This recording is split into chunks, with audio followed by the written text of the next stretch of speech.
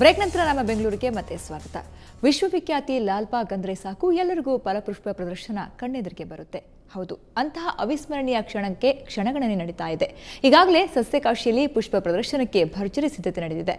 ನಾಳಿಂದ flower show ಶುರುವಾಗ್ತಾ ಇದೆ. ಬನ್ನಿ ಹಾಗಾದ್ರೆ ಈ ಬಾರಿಯ ಫ್ಲವರ್ ಶೋನ ವಿಶೇಷತೆ ಏನು ಅಂತ ನೋಡ್ಕೊಂಡ್ಬರೋಣ.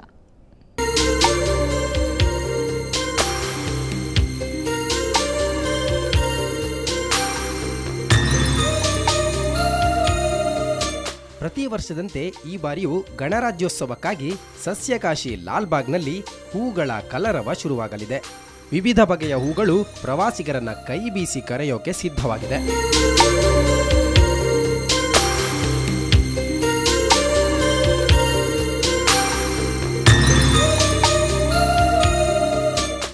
ಇನ್ನು ಈ ಬಾರಿಯ ಪ್ರವೇಶ ಶುಲ್ಕ 40 ರೂಪಾಯಿ ನಿಗದಿ ಮಾಡಲಾಗಿದೆ. ಕಳೆದ ವರ್ಷಕ್ಕೆ ಹೋಲಿಸಿದ್ರೆ ಈ ವರ್ಷ ದರದಲ್ಲಿ ಯಾವುದೇ ಬದಲಾವಣೆ ಇಲ್ಲ. ಆರಾಮವಾಗಿ ನೀವು ಫಲಪುಷ್ಪ ಪ್ರದರ್ಶನಕ್ಕೆ ಹೋಗಬಹುದು. ಈ ಸುವರ್ಣ ತೋಟಗಾರಿಕೆ ವರ್ಷಾಚರಣೆಯ ಅಂಗವಾಗಿ ಕೆಲವು ವಿಶೇಷತೆಗಳನ್ನು ಪ್ರದರ್ಶನ ಮಾಡ್ತಕ್ಕಂಥ ಪ್ರಯತ್ನ ಮಾಡಿದ್ದೇವೆ. ತೋಟಗಾರಿಕೆ ಇಲಾಖೆ ವತಿಯಿಂದ ನೀಡಿದಂತಹ ವಿಶೇಷಗಳನ್ನ ತಿಳಿಸ್ತಕ್ಕಂಥ ಒಂದು ತೋಟಗಾರಿಕೆ ಪ್ರಗತಿ ಮಳಿಗೆಯನ್ನು ಇವತ್ತು ನಾವು ಇಲಾಖೆ ವತಿಯಿಂದ ಆಯೋಜಿಸಿದ್ದೇವೆ.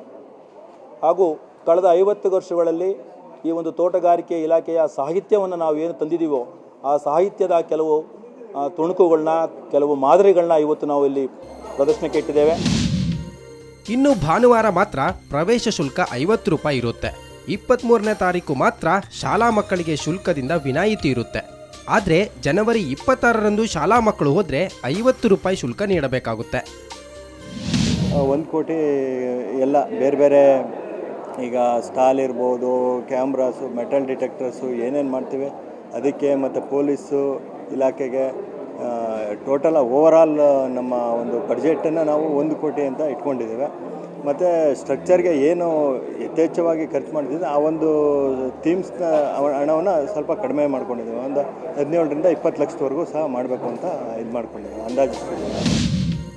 ನಾಳೆಯಿಂದ 26ರವರೆಗೆ ನಡೆಯಲಿರೋ ಫಲಪುಷ್ಪ ಪ್ರದರ್ಶನಕ್ಕೆ ಸಿಎಂ ಸಿದ್ದರಾಮಯ್ಯ ಚಾಲನೆ ನೀಡಲಿದ್ದಾರೆ.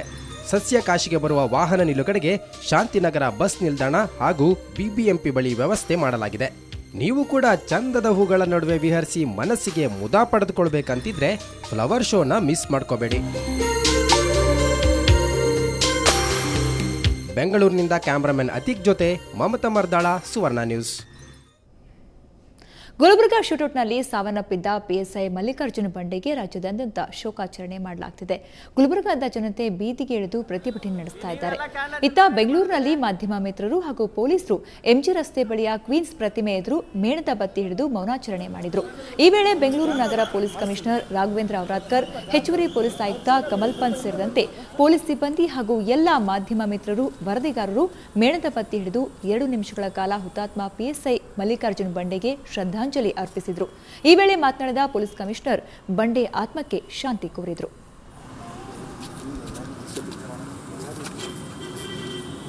ಹೋರಾಡುತ್ತಾ ನನ್ನ ಪ್ರಾಣವನ್ನು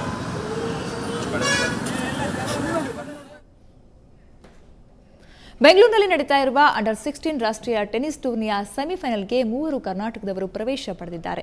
ಕರ್ನಾಟಕ ಟೆನಿಸ್ ಪ್ಲೇಯರ್ಸ್ ಪೇರೆಂಟ್ಸ್ ಅಸೋಸಿಯೇಷನ್ನ ಆಯೋಜಕತ್ವದಲ್ಲಿ ಟೂರ್ನಿ ನಡೀತಾ ಇದ್ದು, ಬಾಲಕರ ವಿಭಾಗದಲ್ಲಿ ರಾಜ್ಯದ ವಶಿಷ್ಠ್ ವಿಘ್ನೇಶ್ ಗೆಲುವು ಸಾಧಿಸಿದರು.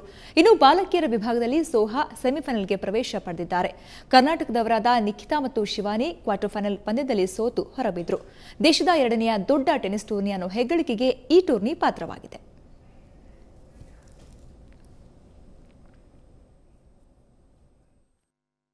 ಇದು ಪ್ರತಿ ರೌಂಡಲ್ಲೂ ಟಫ್ ಆಗೇ ಇರುತ್ತೆ.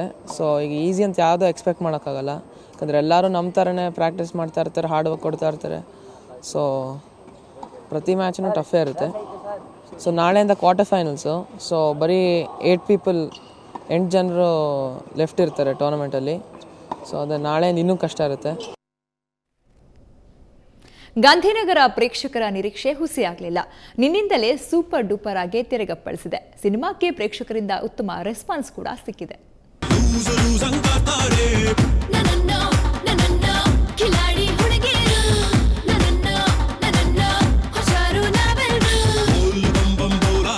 ಯಾರನ್ನ ಇಷ್ಟಪಡ್ತಾರೆ, ಯಾರಿಗೆ ಕೊರಳು ಕೊಡ್ತಾರೆ.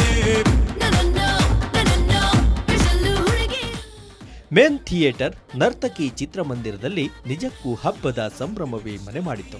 ನೆಚ್ಚಿನ ನಟನ ಸಿನಿಮಾ ನೋಡಲು ಅಭಿಮಾನಿಗಳು ಮುಂಜಾನೆಯಿಂದಲೇ ಚಳಿಯನ್ನ ಲೆಕ್ಕಿಸದೆ ಥಿಯೇಟರ್ ಮುಂದೆ ಜಮಾಯಿಸಿದ್ರು. ಬ್ಲ್ಯಾಕ್ ಟಿಕೆಟ್ ಮಾಫಿಯಾ ತಪ್ಪಿಸಲು ನರ್ತಕಿ ಚಿತ್ರಮಂದಿರದಲ್ಲಿ 5 ಶೋಗಳನ್ನ ವ್ಯವಸ್ಥೆ ಮಾಡಲಾಯಿತು. ಸ್ಥಳಕ್ಕೆ ಬಂದ ಪವರ್ ಸ್ಟಾರ್ ಅಭಿಮಾನಿಗಳ ಖುಷಿಯನ್ನ ಇಮ್ಮಡಿಗೊಳಿಸಿದ್ದರು. ಇತ್ತ ಕನ್ನಡ ಸಿನಿಮಾ ರಂಗದಲ್ಲಿ ಮೊದಲ ಬಾರಿಗೆ ಒಂದೇ ಟೈಮ್ನಲ್ಲಿ 7 ಸ್ಕ್ರೀನ್ಗಳಲ್ಲಿ ಬನ್ನೇರ್ಘಟ್ಟ ರೋಡ್ನಲ್ಲಿ ಸಿನಿ ಪೊಲೀಸ್ನಲ್ಲಿ ಪ್ರದರ್ಶನಗೊಂಡಿತ್ತು. ಅಚ್ಚರಿ ಅಂದ್ರೆ 7 ಶೋಗಳು ಹೌಸ್ಫುಲ್ ಆಗಿತ್ತು. ಅಲ್ಲಿಗೂ ಬಂದಿದ್ದ ಪುನೀತ್ ರಾಜ್ಕುಮಾರ್ ಅಭಿಮಾನಿಗಳ ಜೊತೆ ಕೇಕ್ ಕಟ್ ಮಾಡಿದ್ರು. ಸಿನಿಮಾ ನೋಡಿದರೆ ಎಕ್ಸ್ಪೀರಿಯನ್ಸ್ ಅವ್ರಿಗೆ ಸಾಕಷ್ಟು ಸಲ ಹೇಳಿದ್ದೀನಿ, ನಿಮ್ಮ ಚಾನಲ್ಲು ಹೇಳಿದ್ದೀನಿ. ಅಂದರೆ ಎಕ್ಸ್ಪೀರಿಯನ್ಸ್ ಹೆಚ್ಚಾಗಿ ಇವತ್ತು ಸಿನಿಮಾ ರಿಲೀಸ್ ಆಗಿದೆ, ಸಿನಿಮಾ ನೋಡಲಿ, ಅವ್ರು ಸಂತೋಷ ಪಡಲಿ. ಬಹುಶಃ ಕುಟುಂಬದಲ್ಲಿ ಎಲ್ಲರೂ ಕೂತು ನೋಡುವಂಥ cinema.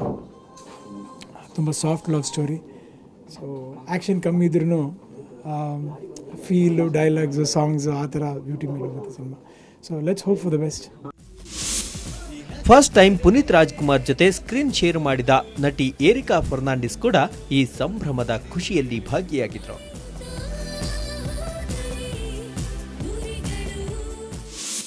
So I've been really thrilled because I have never experienced people whistling, shouting, screaming, and I'm enjoying this. And to work with Puneet is like a treat because he's been really supportive and fun to work with. So yeah, the whole experience was very good. ರಾಜ್ಯದ ವಿವಿಧೆಡೆಯೂ ನಿನ್ನಿಂದಲೇ ಭರ್ಜರಿ opening ಸಿಕ್ಕಿದೆ.